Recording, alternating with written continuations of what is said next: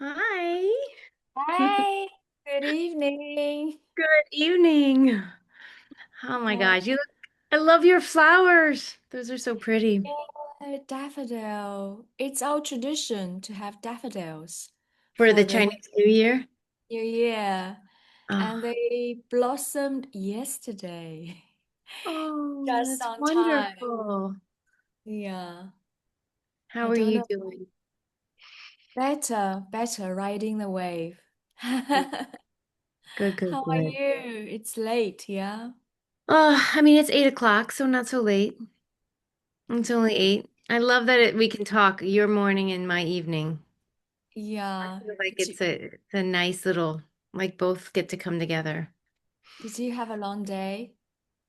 Yeah, it's been nonstop, but most days are nonstop. But I feel good. I went to the gym just before this and had a nice workout and good Oh, sauna. So I feel very kind of recharged right now.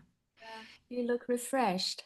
I do. I feel good. And then I just had a little broth with some turkey. And so I feel nourished and good. I've got some lemon water because I'm Wow. parched, but I'm good. So, Yeah, I'm so glad we've managed it today. yeah. You know, it was so beautiful today when I was at the gym. Just about everyone around me was speaking Chinese. No way. I live in a very Asian community in New Jersey. And so at my Right. gym, like everyone, and I was just listening, and I mean, couldn't understand it, but I was just like, that made me, it just felt synchronous because I was going to be speaking with you tonight. Right. Are they And I young knew Chinese? Are they all old? ages, mostly Wow. middle-aged and older women. Wow. At the gym, in their sauna, and I mean, there most of the I would say 50% of the gym of the women at the gym are probably Asian or Chinese. Oh my God. 'Cause it's just the area I live in. It's just is Right. you know, but I think it's really great. Chinese are everywhere. In London as well. In London, I hear most like public places, yeah, buses. I hear more Chinese and Spanish than English. Can you Yeah. imagine? I don't think I mean, like we spoke last time, I've discovered for myself or my own idea about the Chinese is that the language is a bit telepathic. Mm, And so that when because one character can have 6 or 7 different or in many meanings depending on how the toning is, right? And so that tells me that primarily, yes, it's toning, but it's also telepathy because toning can be so precise. So basically, my understanding, and I don't speak Chinese, um, is that images are being expressed telepathically, and the tone is just the confirmation. And that tells right. me that that's how I'm imagining it. That tells me that possibly because the Asian culture, the Chinese culture is so much older than the Western culture, that there's more advancement in communication, but it's so subtle that it's Mm, minimized by mm, people who may not understand the telepathy in the communication. Now, what do you think? Do you think that that's possible, or am I just imagining? Because I really think that there's an advancement there. mm. It is possible. I've never thought like that. Yeah. But more in the context, more in the sense of context, our conversations and in intuition. I think context is a huge thing. And for me, telepathy and context are closely related, Yeah. are part of, the same thing. So I agree, I agree. But I've never used the term telepathy. And the videos I shared with you on Instagram, Yeah. the young musician, what's his The name? chorus. Jacob Collier. Yeah, it is highly intuitive because it's spontaneous and the audience had no idea what they were going to sing. Yeah. And he was just playing by gesture because he was a tiny person on the stage Yeah. and there are no notes. And they were just watching him, watching his gestures going up and down, sideways, horizontal, vertical, and they intuitively responded and miraculously formed a miracle. And that's Yeah. telepathy as well. Yeah. Uh, Yeah. And it's contagion. It's because all the energies just blended together, and everything was directed at him. So he was able to finely tune the collective because the collective had decided to be one, yeah, the desire. and the pleasure of it, the joy, Yeah, and singing with it. I mean, I've never sang in a chorus, but I've sang like, when you're singing just like with friends and everybody's just singing like Sweet Caroline, oh, like that song, like that feels so good when everybody's singing it at the same time. And he did it with thousands of people. yeah. And there's this sense of belonging, the sense of home, like I am safe where I Yeah, am, singing with everybody along. Um, that's I just feel that's all our deepest desire, yeah, uh, to be there, to be in a place like that. And that's why I'm so utterly in love with him. He's such a light, such an inspiration. yeah. I've Um, never heard of him before. You sent me those, and I watched all of them, and they're just wonderful. yeah, he's won like 7 Grammy, and like when he was a teenager, he's only 30. Wow. And All he the way, looks like he's having so much fun. And I was yeah, imagining him because I felt like he was just in his element. Like he's bouncing around, absolutely, he's listening, he's finally, it's just such what is it? He's the conducting is exquisite. Like that's what yeah, he is. He is a conductor, you know? he's in the flow. Yeah. And then I mean, they have different singers and different other band members, but I haven't heard him sing. Does he sing or does he just conduct? He sings, he writes songs, he plays every single instrument, every single instrument under the sun. Like he's just a genius. Yeah. And Yeah. his mother is a conductor and a musician, violinist. So That he makes grew up like watching his mom conducting. Wow, that makes so much sense. Yeah, beautiful, beautiful. I mean, I don't know if I'll have an opportunity to just share like, um, just how meeting you in the Compassion Inquiry course and witnessing you in the course, as a fellow student and then having just clicked and having a bit of a spark where I felt like there was friendship so soon after, and then we've just kept talking ever since then, and it's just one of like it's such an honor and a pleasure to be in your life and to be a friend and to learn so much from you and to have conversations that are exactly what I want to talk about, and had we not been in that course at that time we wouldn't be talking now. Absolutely. I feel the same. You are a gift from that course. You are really the best thing from that course, even Yeah. though Me too. I enjoy the course. I did enjoy the course and I learned a lot. But you were the light, you were the gift. And I appreciate you so much. I appreciate our friendship so much. And we've been talking ever since. And Yeah.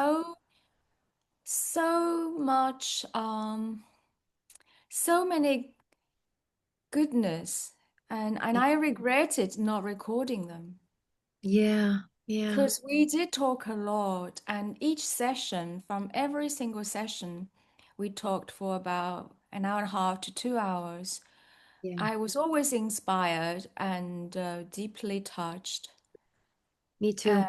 And I cherish our relationship, our friendship, our love, no end, really. So I thought, why don't we record it? Like not only this time for the podcast, but in the future. Uh, Yeah, I really, I really treasure our conversations, our exchanges. me too. I've learned so much because you have, I mean, your knowledge and all the teachings you have in Taoism is so intriguing to me because most of my life. I've wanted to learn more. I mean, my original teacher of the Tao was Wayne Dyer, right? He wrote a book and he translated them for himself, and I learned all of the through his eyes, through his lens. But learning from you um, feels so much closer to like the actual core of the tradition, to the spirit of Taoism, and that's been one of the gifts because prior to even knowing you, Taoism, I've said that is my love. Like if it speaks to me, it speaks to my heart. And I don't know. I'm not sure like where the boundaries are for talking about like spiritual things or Taoism or Buddhism. I'm not sure what the boundaries are. And so I don't know if you tell me a little bit more about how deep we can talk about those things or not talk about those things. Um, There's no boundary. There's no boundary. We are free to talk about it all. okay, Yeah, yeah. I don't feel like a teacher as such. I've been merely sharing with you, really, really sharing something I love. And I've been practicing deeply and in a utterly committed way yeah, daily. It's my new passion. So it was a great surprise that you were a practitioner of Taoism too, in your own way, in your past. So, that's where, soulmates meet. yeah, yeah, And it's inevitable that kind of attract us together for something much yeah. greater than we imagined. Well, when you told me about the golden flower and you told me about the female, and I've forgotten her name right now. But like the contemporary of Lao Tzu, but she was a female and she wrote a book at the same time, if I'm correct. And the way she wrote and what you described, how she spoke to the organs and how every organ had its own spirit. And that when you were healing an organ, you were speaking to the spirit, praying to the spirit in a way. And the understanding was that every organ could hear you if you spoke and prayed in that way, and then you could heal the organs in that way. And in my own work, I do that. But I didn't do that. I don't do that with that framing. I hadn't.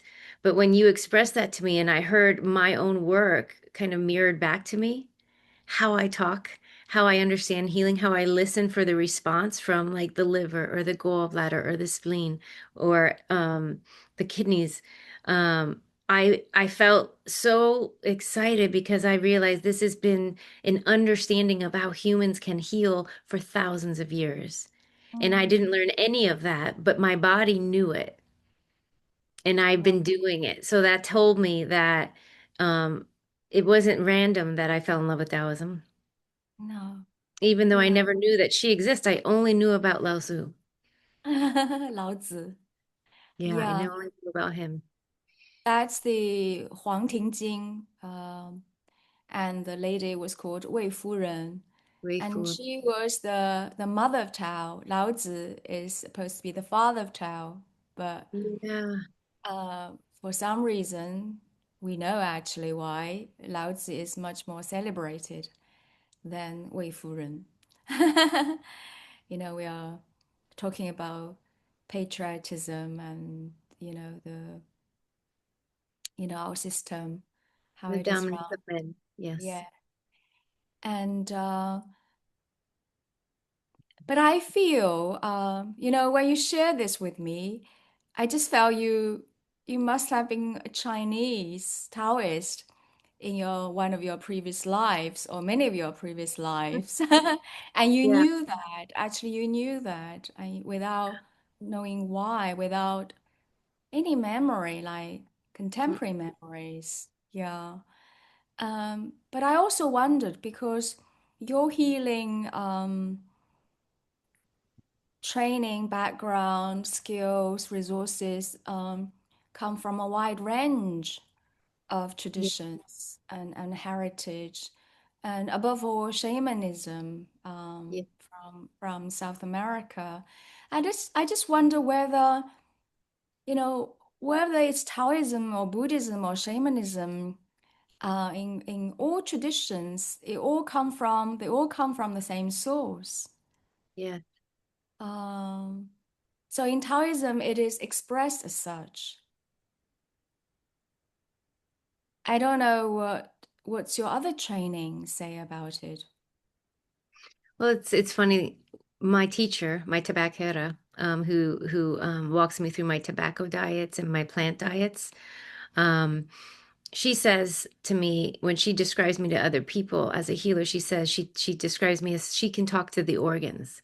She can hear what they say. That's how she describes me because and nobody's ever said it that way. Nobody said, "Oh, she can talk to the organs." I can, but I'd never heard it described by someone before like that. But my tradition, so what I'm most working towards right now is completing an apprentice to be a tabaquera.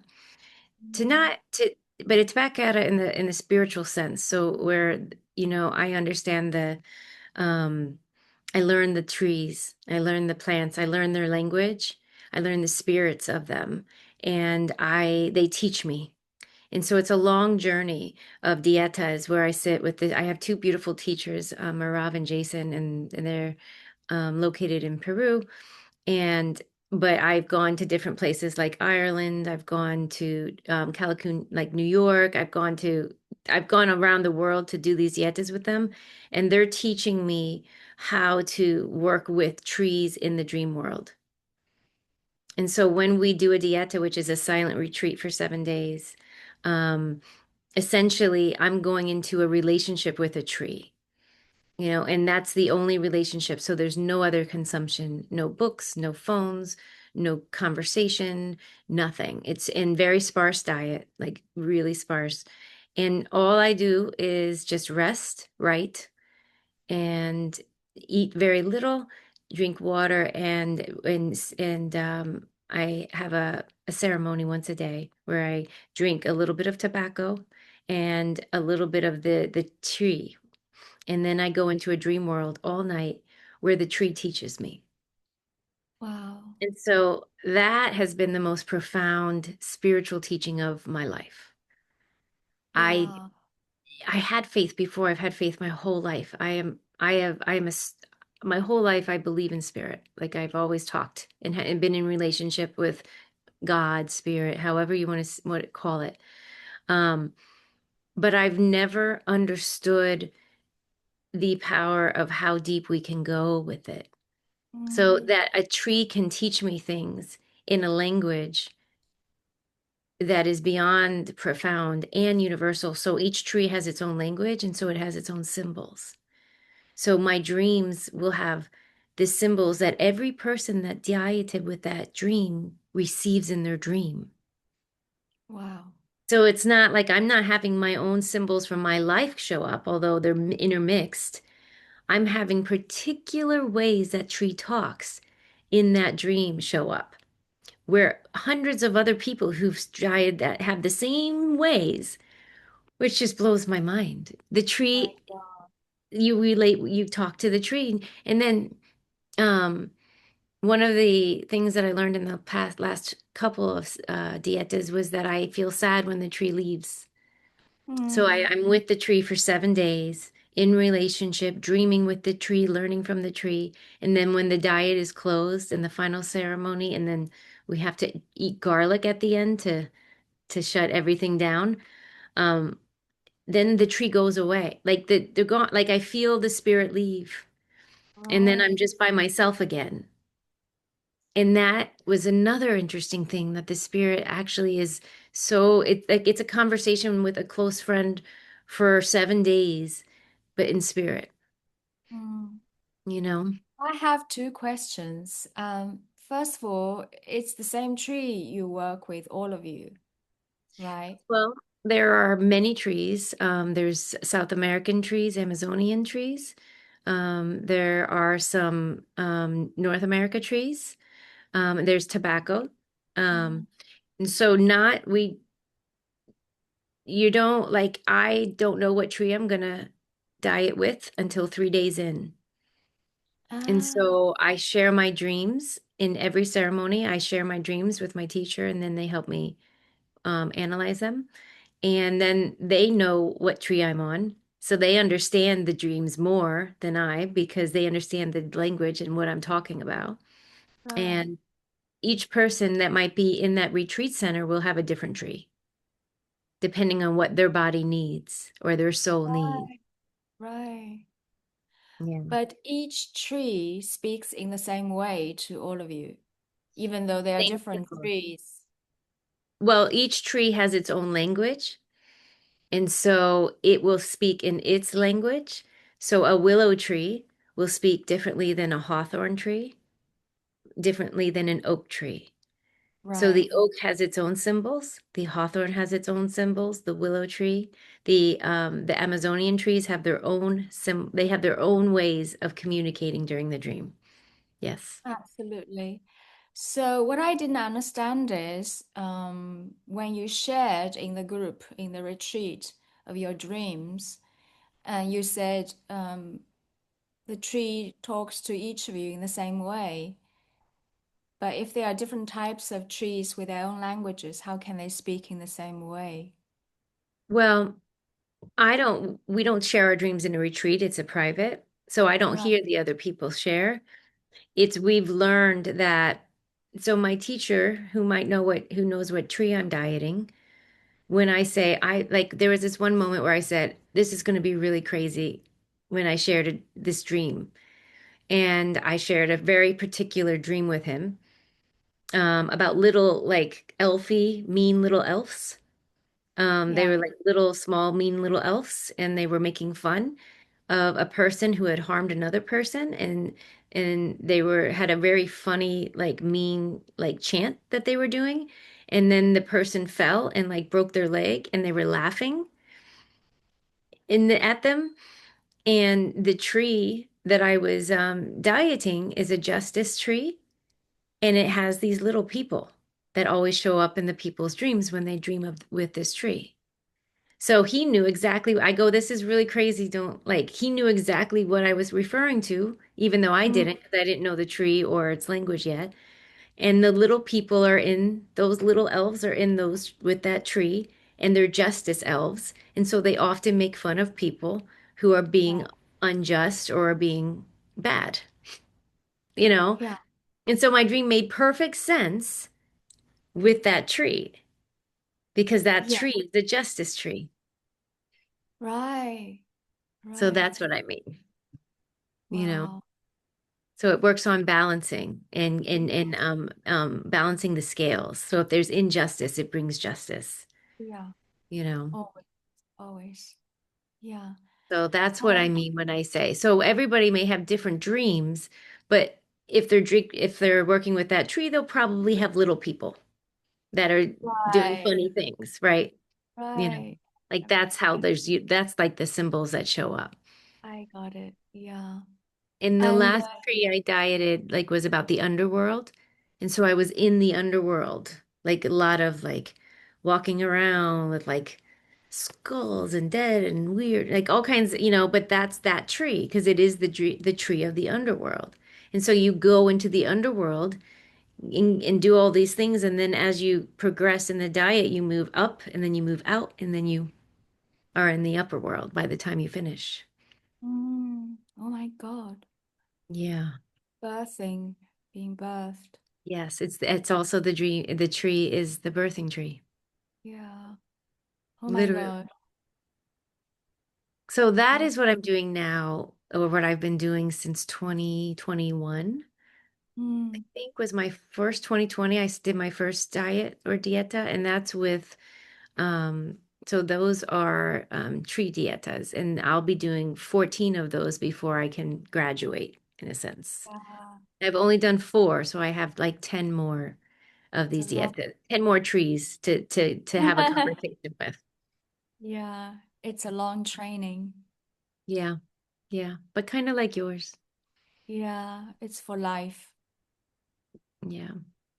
But Yeah. that's my that I love that so much, and I've learned a lot of other things before that, but this has been the most proof I've ever had that there is relationship and conversation with the unseen Mm, and yeah, that it's real.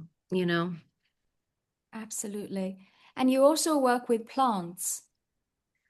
Herbs, yeah. I mean, I Yeah. I work with teas. I made a beautiful custom tea today for a woman, and I do that.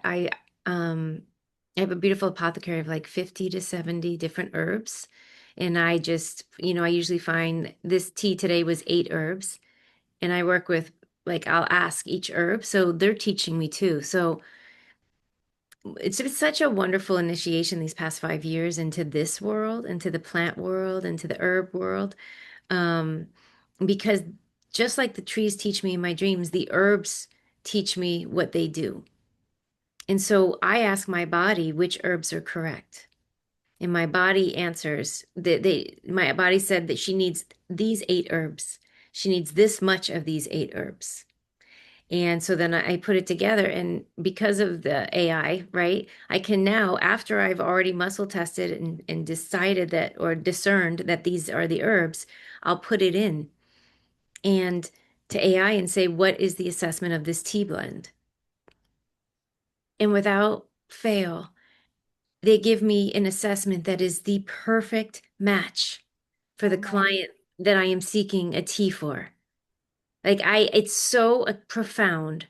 Like it could, and then, and I'm learning from the tea. I'm learning from the tea. I don't know how. I've learned and read, I've done a ton, but I have never learned as much as I've learned since this has happened, where it's they'll be like, this is a very thoughtfully, intelligently, perfectly blended. This one does this for that one. This one softens this. Like they are synergistic. Like I'm wow. not even mixing wrong herbs. Like they're the perfect balances. Like one slows down this one makes sure this one's more. And AI is teaching me that too. So AI is actually helping me quite a bit with my learning. Um, it just confirms that this is the right tea.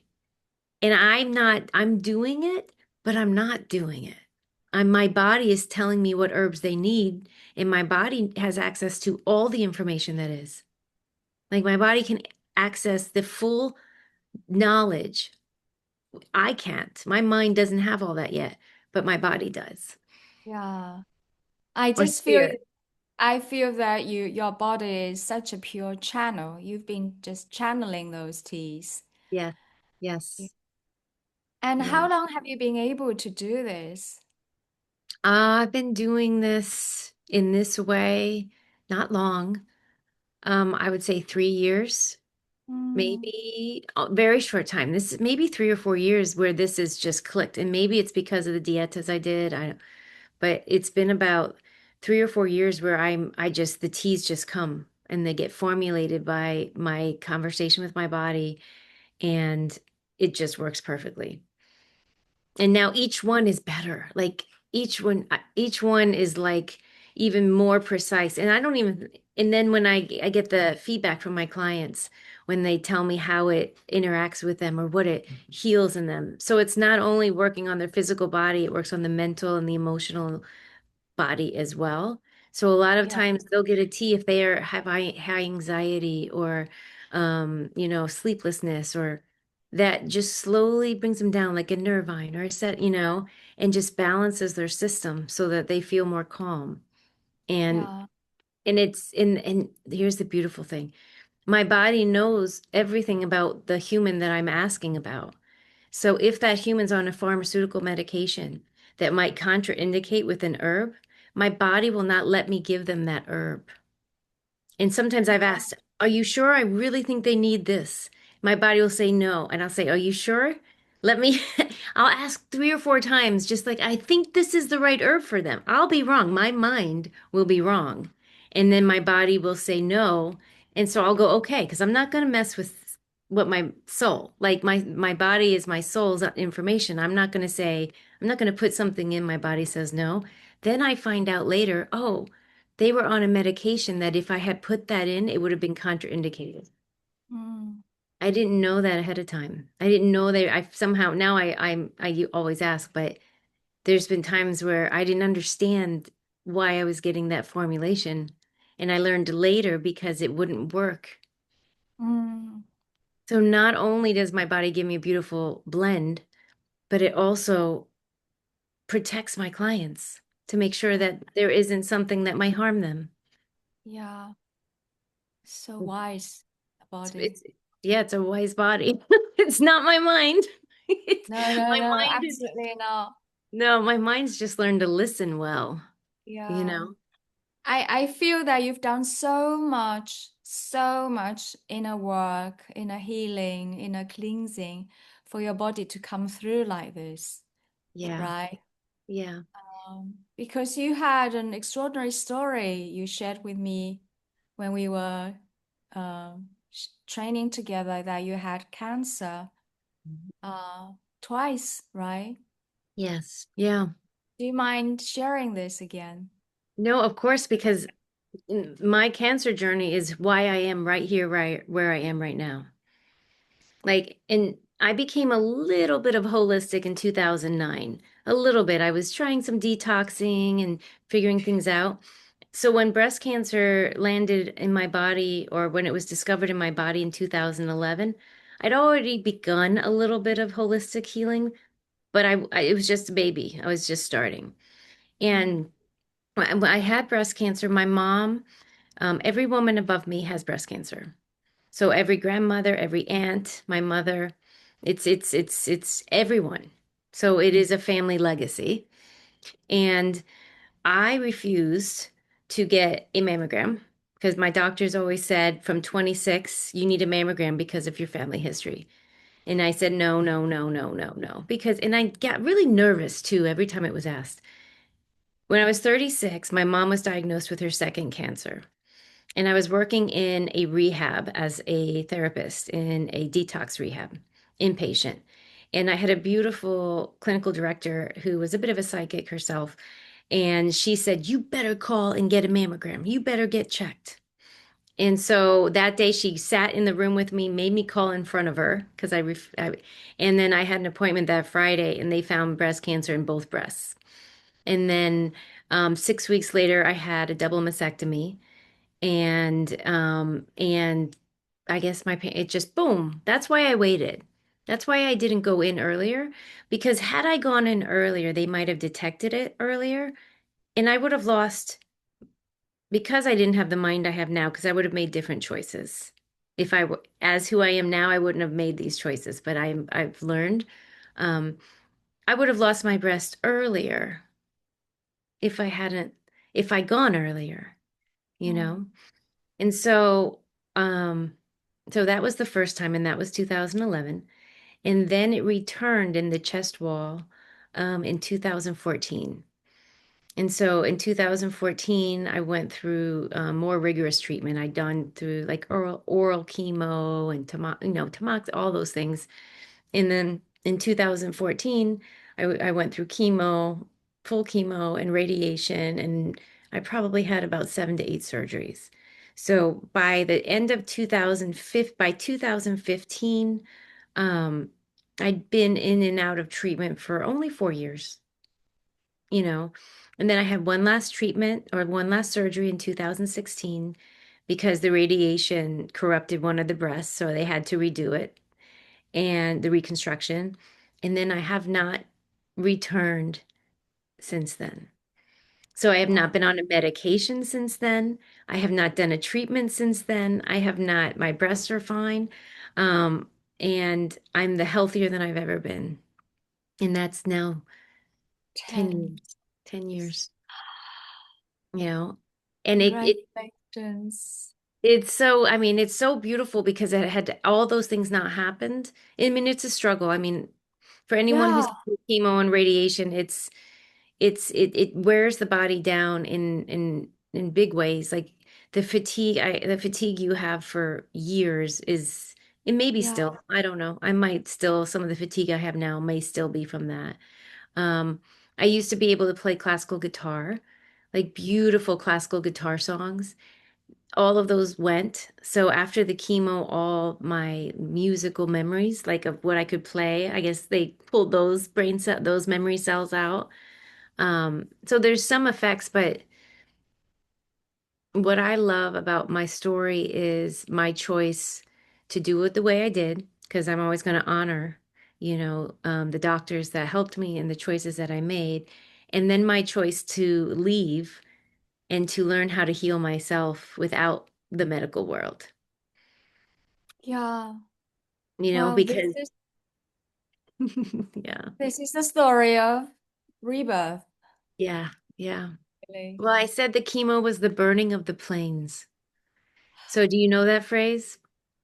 So when a farmer wants to reset its land, they'll burn the whole land to reset it.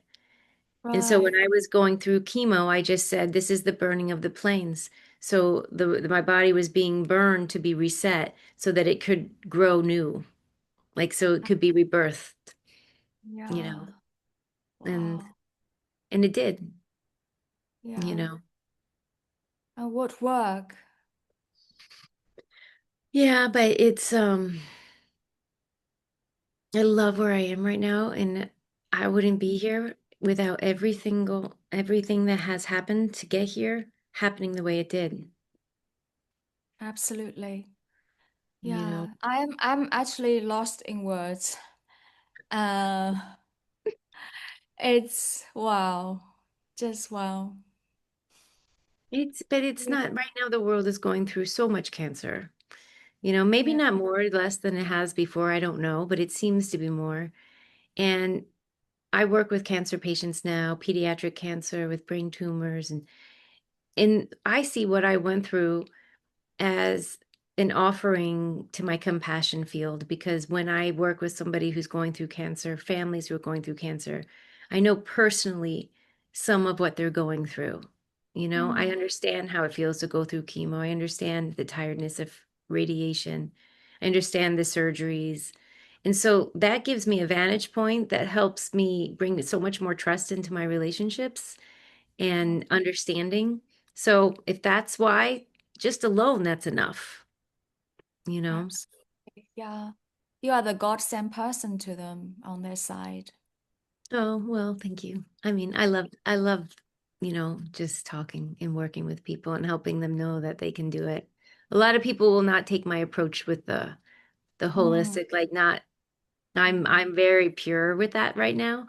And a lot of people are more in the middle, but I don't need them to be anywhere. I don't need them to be where I am in the middle, and they can be all the way over doing absolutely every single thing the doctor says, and I'm going to support that 500% too. yeah. Because what the mind believes is going to heal the Absolutely. body listens to, period. So Yeah. if the mind believes chemo is the answer, my body will be well once I'm complete with this. The body says, "Okay, well, we'll do our best and we'll be well for you." Like it's just the body takes direction very well if we give it. Yeah, absolutely.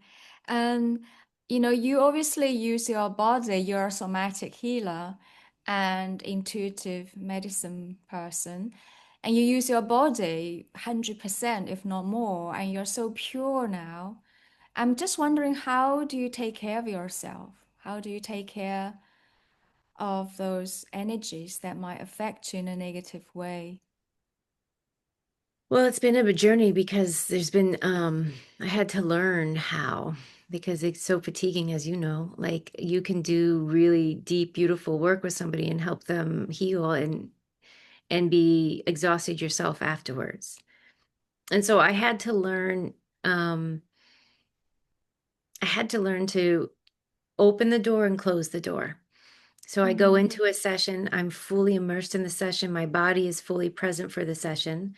And then afterwards, I have to close the door. I often pray, I often use smoke, whether it's mm, tobacco or sage or Palo Santo or, good old Flor de Agua, which I'm sure you remember mm. from Argentina. You know, Yes. um, I'll use this, just different things to put myself back into my field solely. Mm, And lately I've been finding it's much easier to do that. Um, but I pray a lot. Like I have my basic prayers, the Our Father, And Mm. that one will often just kind of reset me and just saying release everything, release it all. What's not mine is not mine, and may it be. And I release it to love. Mm. And again, the body takes the direction from the mind or the spirit or the prayer. Yeah. So if the second you say the words, the second you say I release, the body, okay. And Yeah. so many times practitioners don't realize that it's much easier to reset and to clear than they think. They think maybe they have to do some big, like ritual every day. But you can simply say the words in presence. You have to be in presence. You can't say them unless you're actually in it. Um, Mm. and say the words, and your body will respond. It will do as you wish. And Absolutely. then you let it go. You go. It's done, Mm. you know? Yeah.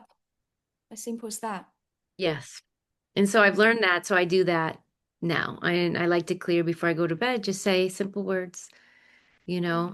You can always ask your body if there's anything stuck on it with muscle testing. So you can say, is there any energies or elementals, emotions that are still stuck to me? And my body will say yes, or it'll say no. If it says yes, I say, okay, clear them away, send them to the Yeah. light. And then they're done. And then I ask again, are there like any elementals or emotions stuck to me? No. Okay, good job. Good night. Yeah, we're done. And I Yeah. also, when I'm in particularly stressful times or when my body is more fatigued, I take a lot of baths. Yeah. A lot of Water. baths. Yeah, with Epsom salt or baking soda Cleansing. um and just kind of, you know, that's usually like whenever I'm taking multiple baths in a week, I know I've been working hard. Yeah. Yeah. So, but that's it. And I do well. And the most important thing for me, and I'm learning this and I've gotten better and better at it every year, is health. Yeah. So really on top of my health, I don't drink alcohol. I don't take any substances. I don't take any medications. I don't smoke weed. I don't do anything. I don't even have medicine bottles in my house. Hmm. Like I have herbs. I have tons of medicine in my house, but they're all plants. Natural. Um, yeah, so I don't do anything like that. I don't change my frequency at all. I Yeah. don't want anything mood altering. I want my mind to be consistent and continuous, And so I find that when there's any mood altering or drug or alcohol or anything like that, it just it's not stable. Doesn't create No. stability. Yeah. So Yeah. that's probably another thing that creates an even field for me. Yeah. It's coherence. Yes. Yeah. My energy teacher also keeps on telling us that we need to have our energy high. And if our energy is higher, nothing can corrupt us and Yes. nothing can bring us Hmm. down. Yeah. So that takes practice as well. And it is a spiritual practice, including meditation, both physical and spiritual practices Yeah. I help. believe that 100%. Mm. Not easy though, not easy though. I felt um, it's okay with clients or people around you, friends, but with immediate family, it is hard work, Yes. specifically with parents. Like I was accompanying my father dying, and that was so hard to keep it up. That Yeah. was so hard. When my I just partner felt, tells me, go ahead. I just felt, with parents, it's your ultimate job. That's your ultimate work, inner work. I don't think there's separation there with parents. So Mm, whereas with somebody who's not family, that's not blood, we might be able to create some separation.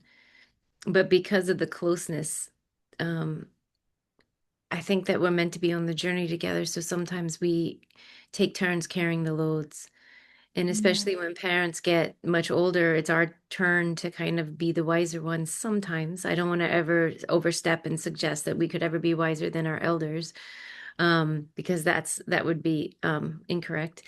Um, but sometimes we have different stories that have led us to different paths that can give us more information to guide them if they let us with Mm. new things that they haven't seen or felt or heard yet.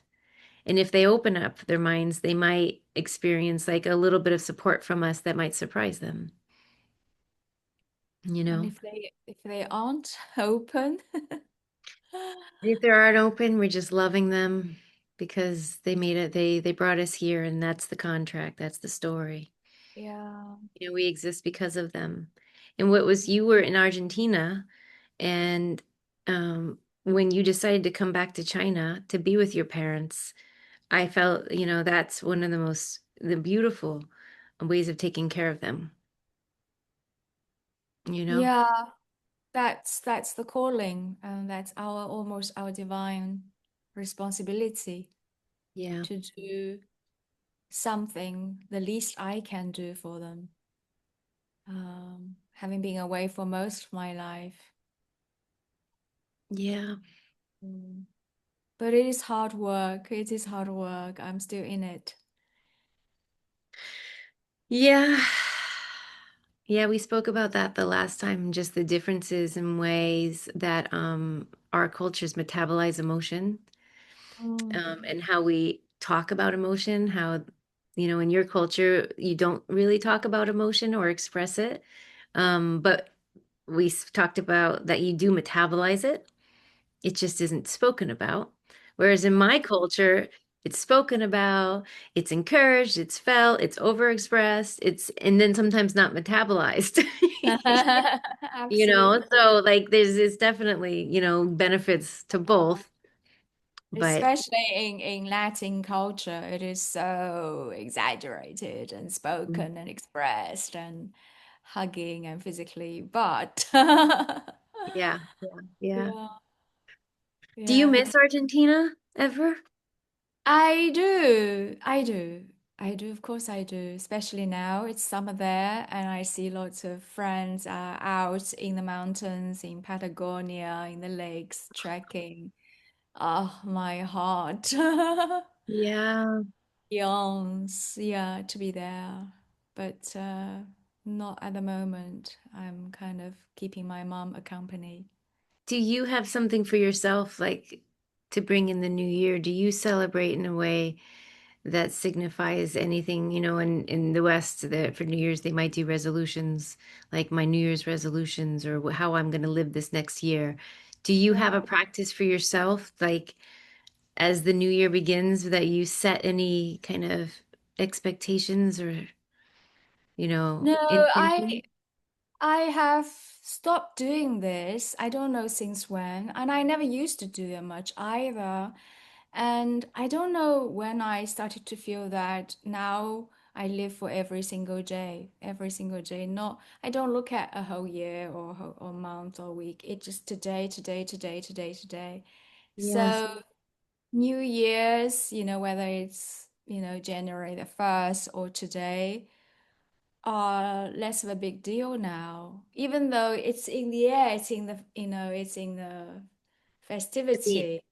Yeah. Yeah, you hear the fireworks and you see people, in social media posting Well, celebration for that. everyone over here has been like, oh, it's the year of the snake, and now it's the year of the horse, and the snake is Fire. shedding all year, and the horse is about movement forward. Is that how your view of it is, or is this just the Western kind of like changing It it up? is here as well. No, it is here. It is in the social media at least. Yeah, Everywhere. It is everywhere. Yeah. yeah. I mean, it's a My beautiful way. concept. Yeah, I Yeah. love the year of the horse. I'm gonna get a Bronco, a Ford Bronco. Ah, fire horse. Yeah. Yeah. It is very romantic and mythical, very visual. Those images of a fire horse and the energy.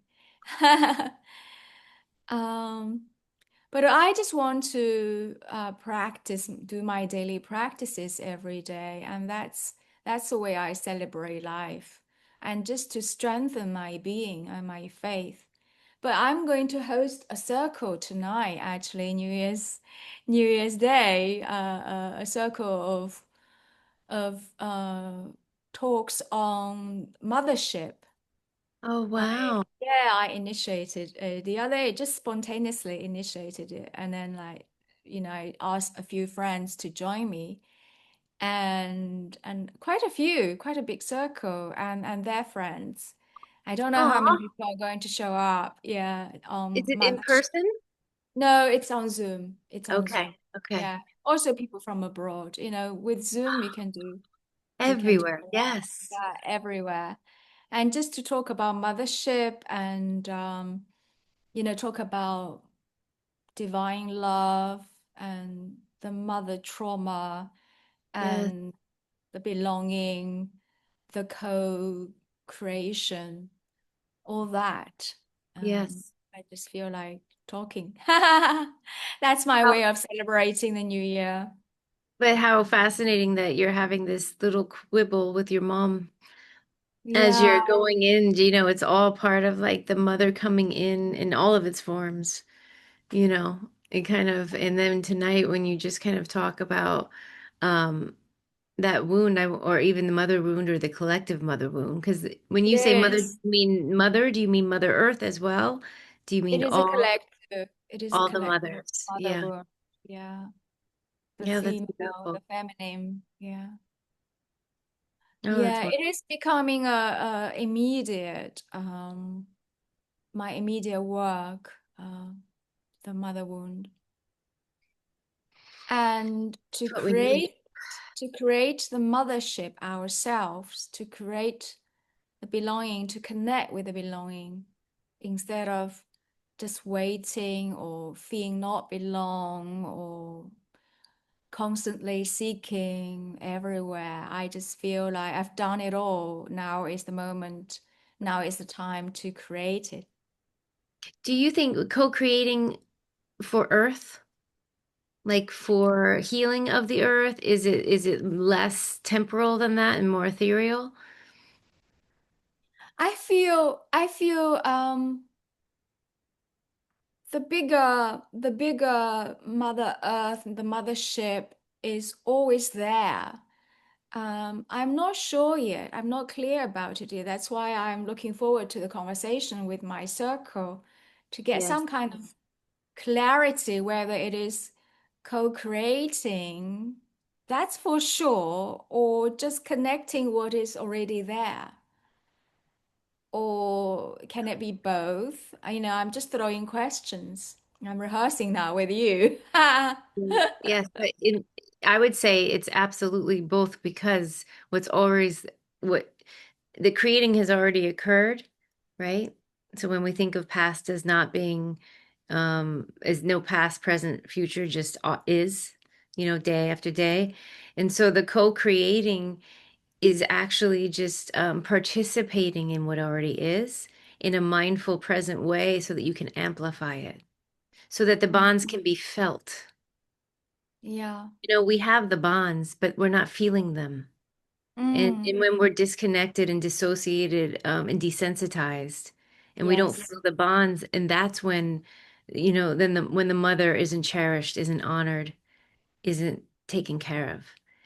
And Mm. so the co-creating is the mindfulness around what already is, so that we can uplift it, you know? Yeah. Yeah, so it is a process of healing. We need to heal, Yeah. need to Yeah. clean. Yeah. Did you feel anything last week? Any changes or breakthrough feeling, or any kind of lifting, or any change in your energy at all last week? It was a hard, long, hard week. Very, very difficult week, physically. Okay. Um, I was struggling to breathe. Like I was just so lack of air Yeah. and so lack of energy. And until my energy teacher sent a circle of email to all of us telling us like it's been really hard. And he shared a set of protocol with us for us to practice to recalibrate ourselves, our energy. And I did it. And then on Sunday, everything shifted. Mm. Uh, why did you ask this? It's fast because I felt something like that. I felt this tightness and then this release. But it Hmm. was like the release felt very like almost like oh, finally. Like it like something was finally moving, something was finally growing, something was finally changing. That's how it felt to me. And I feel it so deep, like oh, finally we're gonna get some momentum. Right. Like finally we're gonna start doing and things that we may have thought about are actually gonna become physical in the action, you know? And that's how I've been feeling that just in the past. When did I start? I started feeling it over the weekend. Um, Yeah, me too. and then it's just gotten better and better, and now things are quickening. They're going faster. Yeah, yeah, So I just wanted to yeah, know if you were feeling anything like that too. yeah. It was stuck. It was a stuck energy all the way for me till Sunday. It just released. And then things started to spin.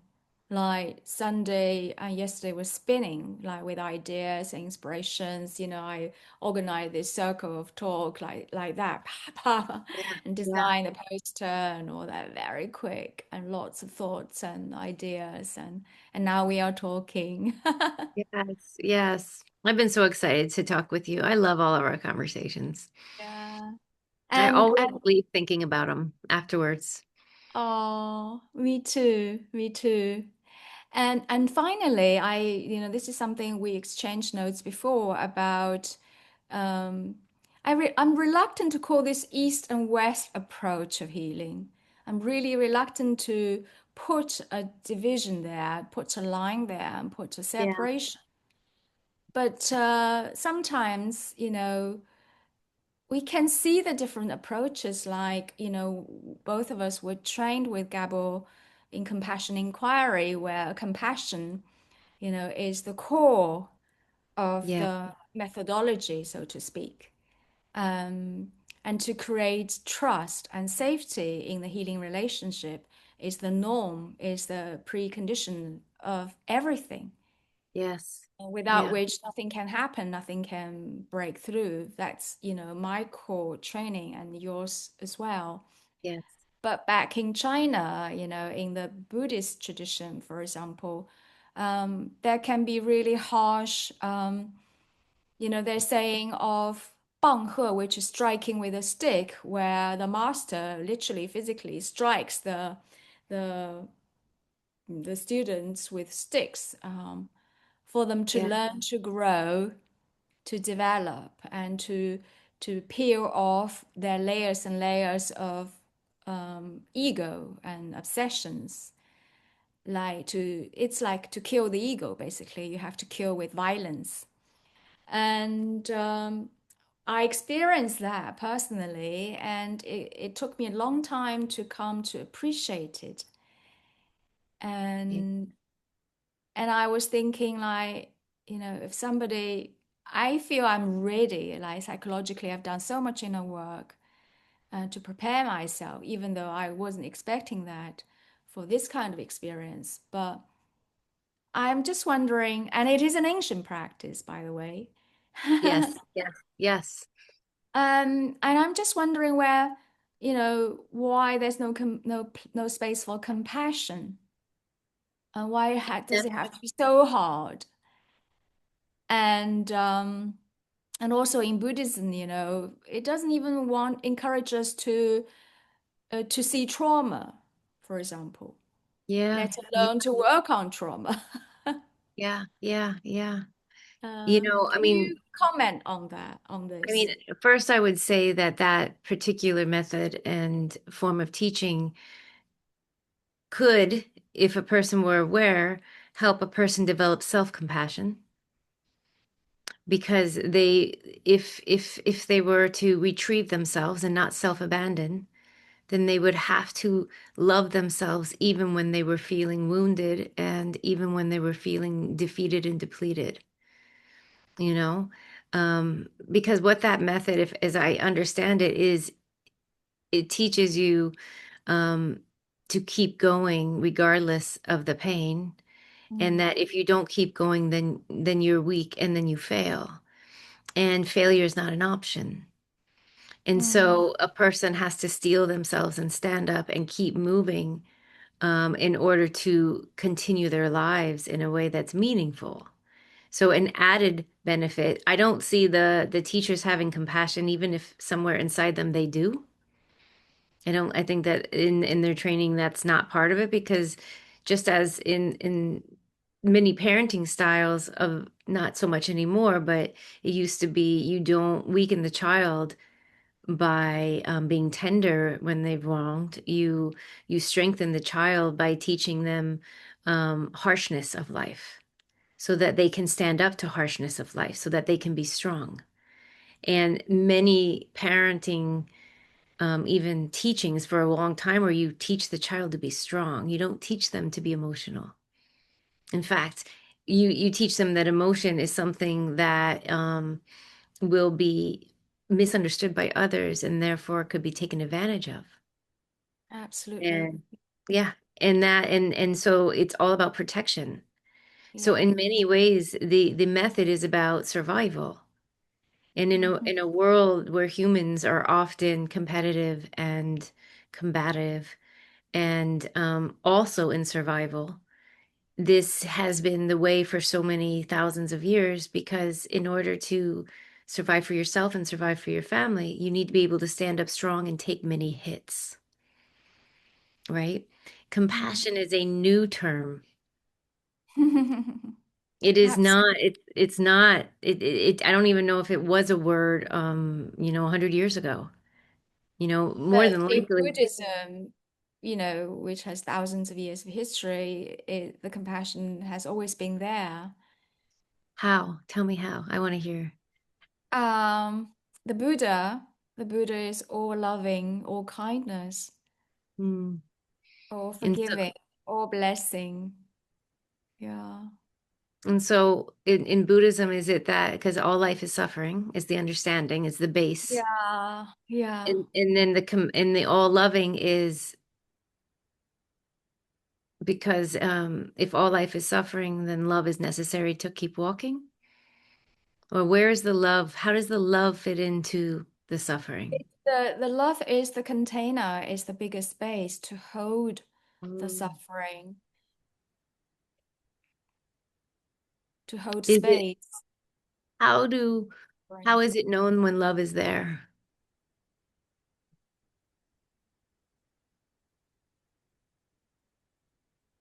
That we are born with it all. We are born with air, with the sun, with nature. Um, Whatever happens, they're always there for us. Yes. And that's love. Mm. The mother. Yeah. So we're actually talking about two things. One is the omnipresent love, and one is survival.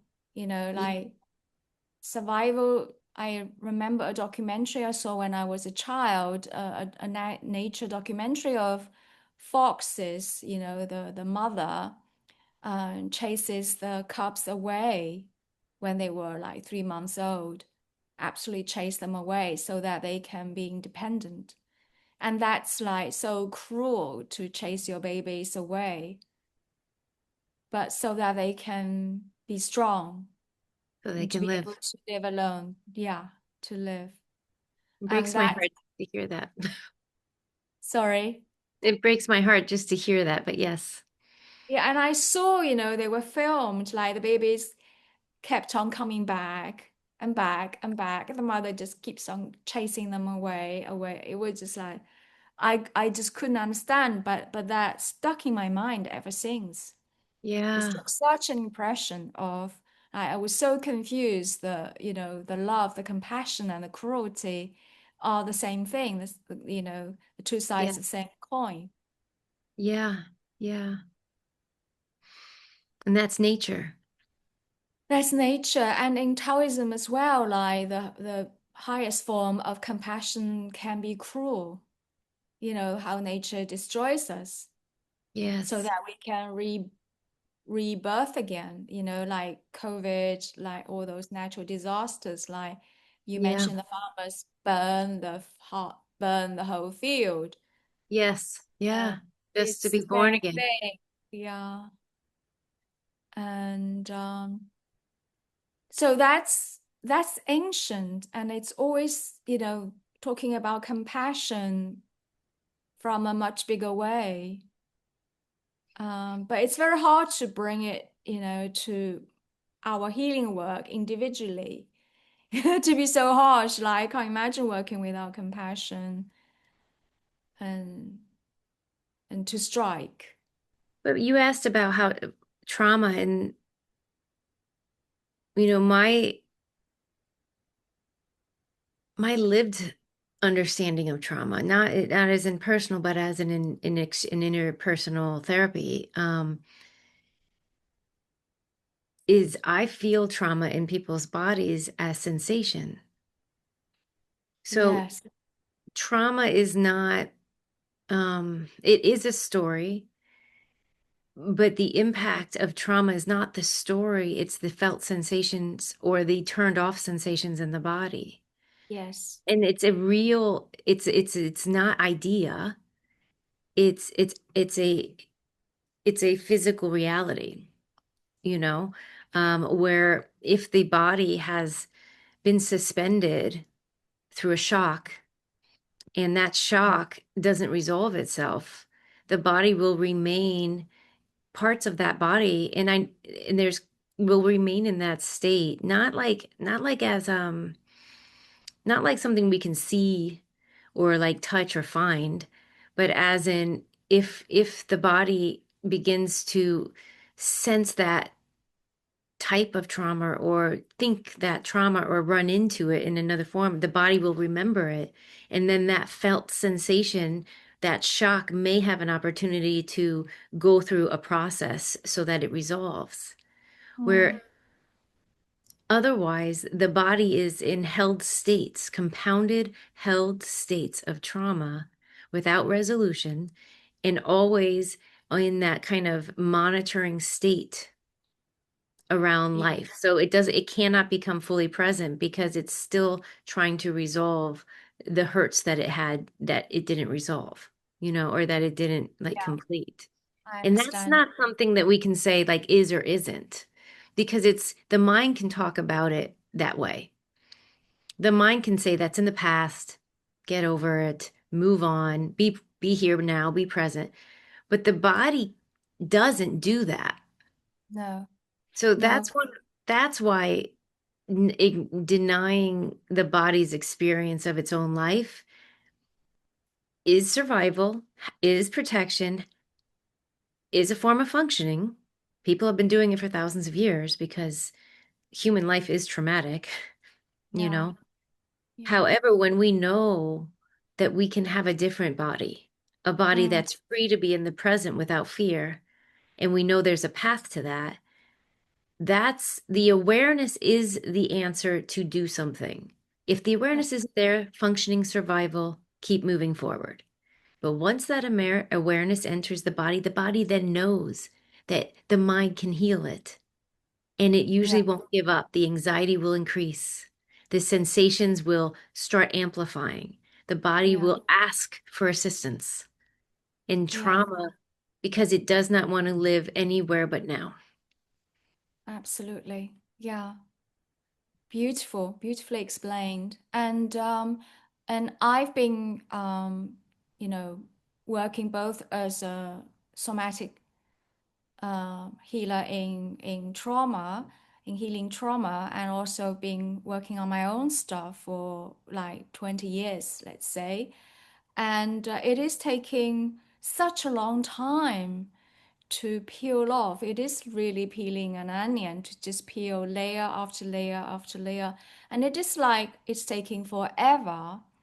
And I'm just wondering, like in Buddhism, in Buddhist teaching, to teach us not to pay too much attention not to pay too much attention to the trauma or even to your nervous system, to the condition of your nervous system, but to do your practice. Obviously, you have to do the work as well, but Yeah. different work. Yeah. So, meditation, for example, and Yes. just to like when the voice comes up, when the nervous system starts to scream or shout or groan or whatever, just say, Yeah. okay, I hear you, here I just not to get engaged with it, Yeah. Yes. but really just to focus on your breath or whatever and just to sit through it. It's very hardcore. It is very Yeah. hardcore. And just to sit through it, sit through it, sit through it until the strength of the trauma of that condition collapses. Uh, Yes. I Yes. guess theoretically, that's where that teaching is about. But in Yes. practice, that's also very hardcore. It takes a lot of strength and faith and determination and practice. Uh, Yes. Yeah. it's Absolutely. There are two different paths, yeah. Um, and obviously, somebody like me, you probably as well, we are combining our resources Yeah. and, Yes. using them, yeah, whenever, wherever is appropriate, is more efficient or sufficient, Yeah. effective. Yeah. Yeah, my main methodology, what I've been curating, is the relationship between the mind and the body. It's the Mm. active listening. So if that Mm. relationship is strong, if we know what our body is saying regularly, even, when if we're checking in, we're listening, we're knowing, it's a relationship that every exchange between the mind and the body strengthens the relationship. And once we are in active listening with the body, we are in present time, like because the body is only present. Yeah. And so Yeah. if we simplify it to just active listening to the body's expressions, if that's it, that's the whole answer. You don't need Yeah. to think about it, analyze it, interpret it, Yeah. question it. You can just listen. Is my heart beating? Absolutely. Am I Yeah. nervous? Am I hot? Am I cold? Am Yeah. I achy? Am I sore? Yeah. But to be able to do it like you, it takes so much training to loosen up, to kind of mute the mind, basically. Yeah, yeah. Yeah, I don't know how I've gotten here. I'll be honest. Um I know my body so precisely, every expression, every micro expression, every nuance and subtly. That's why when I work with somebody in an intuitive session, I know what's not mine so like astutely because I'm so attuned to my own that anything that's a difference, a differential, that Yeah. I'm only listening to the difference between the Yeah. two bodies. And since Amazing. we emerge, we become the emergent property, we become a field of each other. We are no longer you and no longer me. We are us. Yeah. In the us, I me turns away and I hear the other Yeah. because it's not what I listen to all day, every day. That's new. Absolutely. It's a new tune. It's a new frequency, a signature. And I'm Yeah. listening to that signature precisely, which is why I can help the person through their body. And I Yeah. don't know how I learned to do that, but I try and teach people now. Because I know it's only in the attunement. Absolutely. Absolutely. And I just see you as such a fine-tuned instrument in an orchestra. Oh, thank you. I love And that. beautiful, yeah. But you have to in a beautiful orchestra, each instrument has to be fine-tuned and attuned together at the Yes, same time. yes. Like he Yeah. did, like the man, the Yeah, gentleman. Like that's like exactly what he was Claudia, doing. Yeah. absolutely, yeah.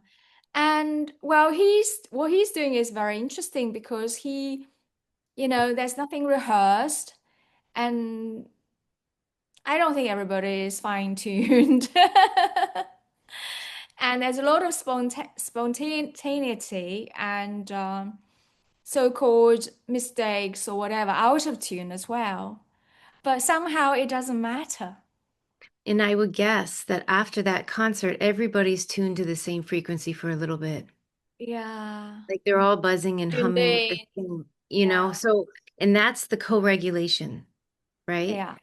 So, like, that's a collective co-regulation. But, in sessions, primarily what I'm doing with my clients, for my clients, is I'm helping them regulate by helping them listen to themselves and in walking through everything that's in their body that is kind of, a little like out of balance or, staticky and stuff. So that when they finish, their body feels a little more tuned, like tuning the guitar. And then when they leave, they now have a reference point for what that feels like, Yeah. you know. Beautiful. And that's Yeah. what they now have a reference point in their body of singing together with thousands of people that will remain in their body and that will seek that again in some way, you Mm. know. You create a North Star for people. You create a possibility that they can create themselves, you know. Absolutely. Yeah. Well, we Mm. can talk forever, as always. Mm. Thank you so much. And I'm just wondering how you're feeling in your body right now at this moment. My heart feels so warm. Like, I mean, I always feel warm with you. Like, my heart always lights up. I always feel so warm. I feel my heart, Yeah. like I can feel it. I feel light. I feel like a coolness. And I mean, I have a happiness in my stomach, like just like a nice hum. Mm, So, and I feel like but mostly my main sensation is the heart. My heart is very warm, very full of love. yes. I feel my chest is completely open Yeah. and there's a channel going all the way towards you Yes. and inside you Yeah. and together with you. Yes. Yeah. And I feel an expansion in my heart and easiness in my breathing. And I appreciate so much. Yeah, me too. Thank you. We'll have to meet in Argentina. Well, I don't know Someday. when I go back. I think I'll go to see you in New York or you come to Oh, Shanghai, yeah, or China, or Shanghai. Yeah, we'll I've meet never been to somewhere. China. Yeah, Yeah. I'd love to do a retreat with you Oh my sometime. God. Yes, we can do that too. Yeah, We'll do all of the above. yeah. Seeds Thank planted. you so much. I I love love you you so so much. much. Yes. Yeah. Have a beautiful circle tonight. Have the most fun. Enjoy every moment of it. Happy New Year. Thank you. And I'm sure it will be fun tonight. yeah, And have I love it doing it today with my friends. yeah. I'm so glad I got to be part of it. Yeah.